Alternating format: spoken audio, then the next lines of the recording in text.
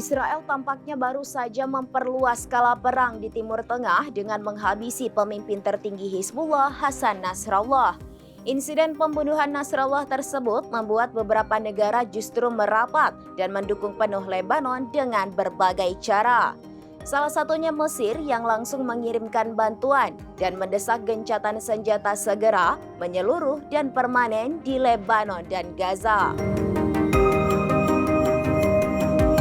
Mesir gerak cepat memberikan bantuan ke Lebanon setelah pimpinan tertinggi Hizbullah, Hasan Nasrallah, tewas.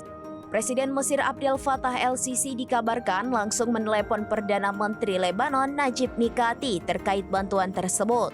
Sambungan telepon itu terjadi pada Sabtu 28 September dan menjadi bentuk dukungan Mesir ke Lebanon. Abdel Fattah el-Sisi menyebut Kairo akan segera mengerahkan bantuan ke Lebanon. Pihaknya menekankan dukungan penuh Mesir terhadap Lebanon dan menegaskan berdiri di sisi Beirut.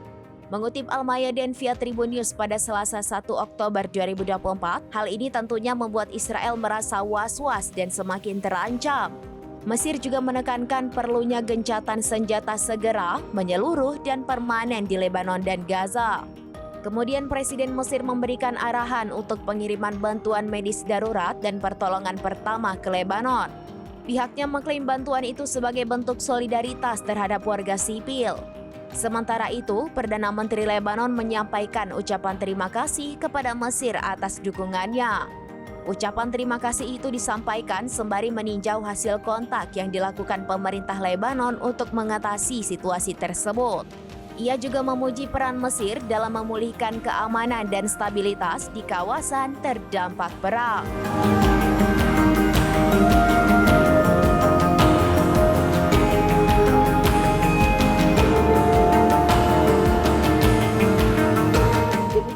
Informasi terkini Syederalun, saksikan terus informasi lainnya. Jangan lupa like dan share seluruh akun serambinews.com. Download Tribun X sekarang, menghadirkan lokal menjadi Indonesia.